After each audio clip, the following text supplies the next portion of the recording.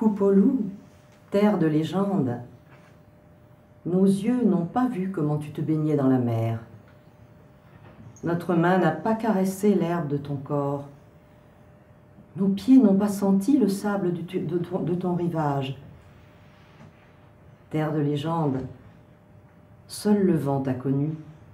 Seuls les mots du vent nous ont parlé de toi et de Rata, ton grand et puissant chef. Rata aimait bien monter sur le rocher le plus élevé de l'île. Et de là, il laissait son regard errer comme un canoë sur la mer, jusqu'à l'horizon là-bas, où le bleu de la mer se confond avec le bleu du ciel. Il ne croyait pas ces hommes qui lui disaient que là-bas, il n'y avait qu'un nuage. Lui, Rata, il se disait que c'était le feu et la fumée d'une île étrangère. Il en était sûr. Là-bas, des oiseaux devaient voler autrement que ceux d'ici. Des poissons devaient nager autrement que ceux qui nagent par ici. Des fleurs devaient embaumer autrement que celles d'ici. Et Rata se disait, est-ce qu'un jour je pourrais naviguer jusque-là? Naviguer aussi bien que le fait ma vue? Alors Rata s'est dit, il me faut un canoë. Un matin, mais un grand canoë pour pouvoir emmener avec lui au moins 30 de ses compagnons. Un matin, il s'est levé très tôt, il a pris sa hache blanche, de coquille bien aiguisée, et il est parti pour la vallée entre les deux collines, là où on trouve du bon bois pour faire les canoës. Il remontait le petit ruisseau à contre-courant, et quand il est arrivé là où se dresse le Pandanus odorant, il a dû traverser le ruisseau, et il a vu que l'eau en était toute rougie. Alors il a cherché la source où s'abreuvait le ruisseau, et là il y avait une flaque de sang. Et dans cette flaque de sang se battait un congre venu de la mer et le héron blanc. Et leur sang coulait. Alors Rata a demandé au ruisseau, mais pourquoi coule leur sang? Et le ruisseau a répondu. En guise de dents, il avait des petits cailloux blancs et des vaguelettes en guise de langue. Et il a dit, le ruisseau, ah, mon corps va jusqu'à la mer, je connais toute l'affaire. L'oiseau blanc a pêché un poisson, sur le haut de l'atoll il s'était perché pour le dévorer. Et ce qu'il n'a pas mangé, dans l'eau il l'a jeté. Mais au fond de la mer, parmi les coraux, vit le congre solitaire. Par les déchets souillés, il a été fort irrité. L'oiseau blanc doit mourir. L'oiseau s'est envolé, sur son arbre il s'est perché car il voulait dormir. Mais par le cours de mon eau, le congre l'a poursuivi car il voulait l'attaquer. Et par les branches du Pandanus, il est monté jusqu'à l'oiseau. Les plumes blanches sont rouges de sang. L'oiseau blanc doit mourir. Sur l'île s'étend la nuit. Le combat sans merci se poursuit. Rata a écouté la chanson du ruisseau et puis il a continué son chemin car lui, il allait pour son arbre. Il voulait couper un arbre pour faire un canoë. Et quand il est passé au bord du bassin, le héron l'a appelé. Il y avait beaucoup d'angoisse dans sa voix. Le héron lui a dit « Rata, grand chef, s'il te plaît, lève ta hache, mets fin à notre combat. » Mais le congre, qui est un vieux sournois, a enchaîné « Tu es un grand guerrier, Rata. Ne t'interpose pas entre les combattants. Nous mesurons nos forces. » Rata a poursuivi son chemin. Mais l'oiseau le suppliait toujours. C'est vrai que ses plumes étaient rouges de sang. Et il disait « Rata, Rata, je t'en prie, reviens, mets fin à notre combat. » Mais Rata, il s'en moquait bien, il allait pour son arbre. Et il a entendu l'oiseau qui disait encore dans son dos « Rata, sans moi, tu ne pourras pas faire ton bateau. » Alors là, le rire a élargi la bouche du chef. Comment lui? Mais il était grand et fort. Et le héron, c'était une poignée de plumes blanches comme l'écume et de jambes comme deux brins d'osier. Qu'avait-il besoin de lui? Alors tout en riant, il a continué son chemin. Et il est arrivé au fond de la vallée. Et là, il y avait des arbres immenses, tout à fait bien pour faire des canoës. Un grand canoë, un double canoë, pour mettre ses compagnons. Alors il a pris sa hache, Et il a coupé l'arbre, c'était long, il y a passé pratiquement la journée. Il a coupé le grand arbre, le plus magnifique. Et puis quand l'arbre est tombé sur le sol, il lui a pris ses branches et ses feuilles.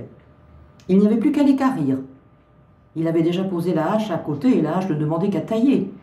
Mais à ce moment-là, Rata a vu que le soleil allait se coucher dans sa grotte souterraine. Alors, il a abandonné l'arbre, il a repris sa hache et il est redescendu vite jusqu'à sa maison parce qu'il voulait arriver avant l'obscurité. Le lendemain matin, Rata s'est levé au premier rayon du soleil, car il avait hâte d'aller s'occuper de son canoë là-haut. Alors il a remonté le cours du ruisseau, mais au moment où il l'a traversé, là où embaume le Pandanus odorant, le congre et le héron se battaient toujours. Et les plumes du héron étaient rouges, comme la falaise de corail qui tombe dans la mer. Et il n'avait plus beaucoup de force. Sa voix était faible, elle aussi avait perdu son sang et sa force. Et encore une fois, il a supplié Rata, il a dit « Rata, je t'en prie, lève ta hache, fais quelque chose pour moi, mets fin à notre combat. » Et le congre, toujours aussi sournois, qui dit « Mais non, nous mesurons nos forces, ce n'est pas si grave, laisse-nous. » Rata, il a failli s'arrêter cette fois. Et la hache dans sa main avait bien envie de s'abattre sur la tête du congre.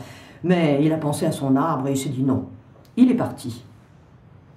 Quand il est arrivé au fond de la vallée, l'arbre qu'il avait laissé la veille gisant sur le sol, l'arbre s'était redressé. Il était là, superbe. Toutes les branches s'étaient recollées au tronc. Il était couvert de feuilles vertes, bien vivantes. Alors Rata a dit à sa hache, « L'arbre ne veut pas la mer. » Et il en a choisi un autre. Et il a coupé un deuxième arbre.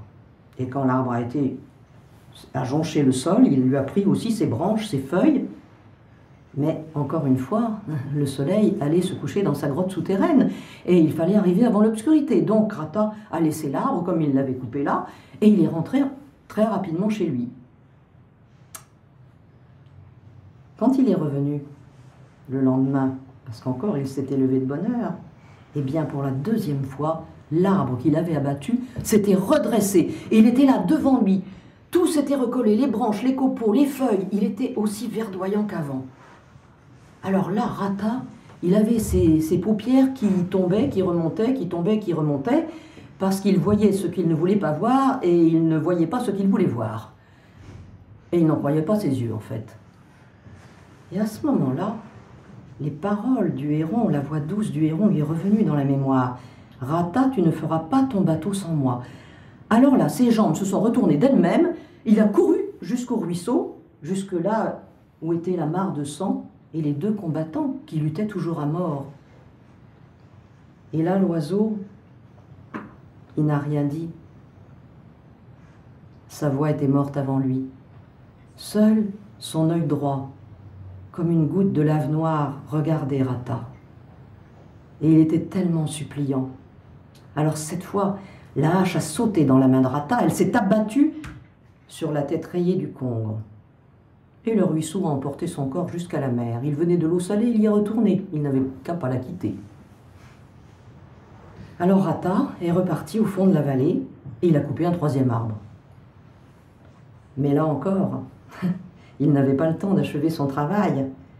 Et l'oiseau blanc s'était envolé, il s'était perché sur un arbre. Il regardait Rata travailler. Et quand le soleil était prêt de partir dans sa grotte souterraine, Rata, il est rentré chez lui comme d'habitude. Et à peine était-il parti, le héron blanc a déployé ses ailes. Il est parti dans la nuit, il a survolé les arbres, il criait « Venez, venez, venez, toute la gent ailée, Rata attend son bateau, le bateau doit s'éveiller, le bateau qui dort encore dans l'arbre, nous avons besoin de vous, venez, venez, toute la gent ailée !» Et puis il est allé survoler le rivage, là où le sable est tout près de la mer. Et il a crié « Venez, venez, venez, toute la gent ailée, Rata attend son bateau, le bateau qui dort encore dans l'arbre, venez, venez !» Et alors il y a eu un grand bruissement. Les oiseaux, qui aiment les arbres, ont secoué le sommeil de leurs ailes. Et ils sont venus rejoindre le héron blanc.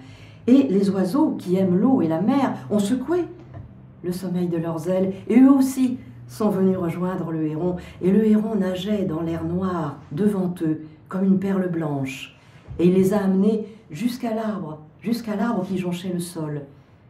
Et l'arbre s'est mis à revivre. Mais cette fois-ci, il n'était pas couvert de feuilles, mais de becs.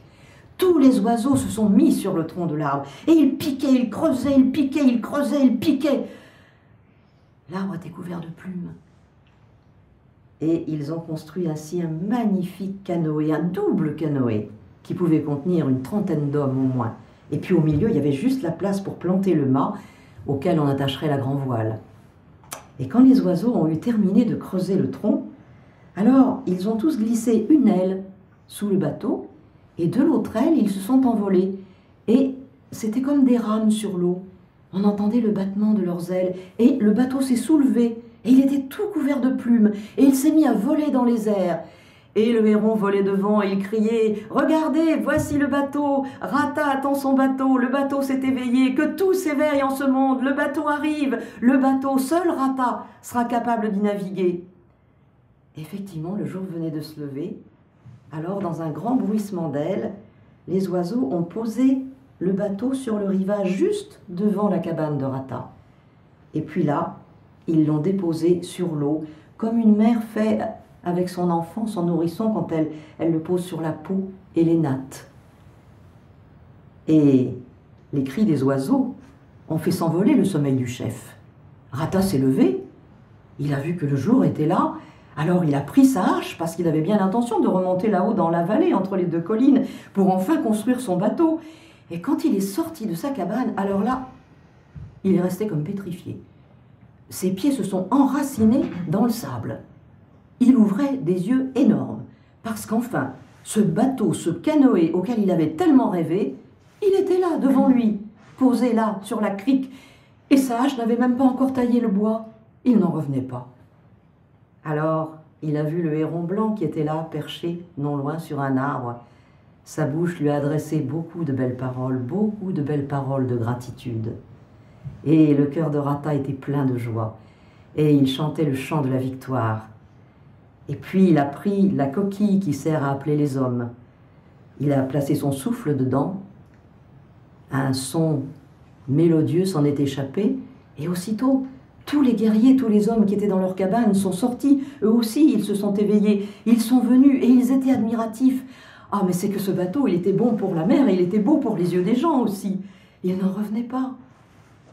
Alors, Rata a choisi parmi ses compagnons ceux qui étaient le plus chers à son cœur, et puis aussi ceux qui avaient la meilleure réputation dans le village, réputation de courage. Ce seraient ses compagnons de voyage. On s'est empressé de remplir le ventre du canoë avec toutes sortes de provisions. On a mis des noix de coco, on a rempli des calebasses avec de l'eau fraîche, on a pris des fruits, on a pris toutes sortes de provisions. À tel point que la grue à l'entrée, vous savez, dans les bateaux, il y a toujours une proue. Elle avait le bec comme ça qui commençait à pencher sur l'eau comme l'oiseau qui guette son poisson. Alors on a placé le mât, on a tendu la voile, le vent s'est engouffré dedans, il n'y avait plus qu'à partir. Rata et ses compagnons sont montés dans leur canoë et le canoë a pris la mer. Et Rata, à partir de ce jour, a visité toutes les îles de l'archipel et elles étaient innombrables. Il est resté longtemps à naviguer ainsi. Il en a vu des gens, il en a entendu des histoires. Et puis un jour, il a eu envie de revoir son île. Elle l'appelait là-bas son île natale. Alors il est revenu avec ses compagnons. Et il a raconté toutes les histoires qu'il avait entendues sur les autres îles de l'archipel. Et ce sont quelques-unes de ces histoires que je vais vous raconter ce soir.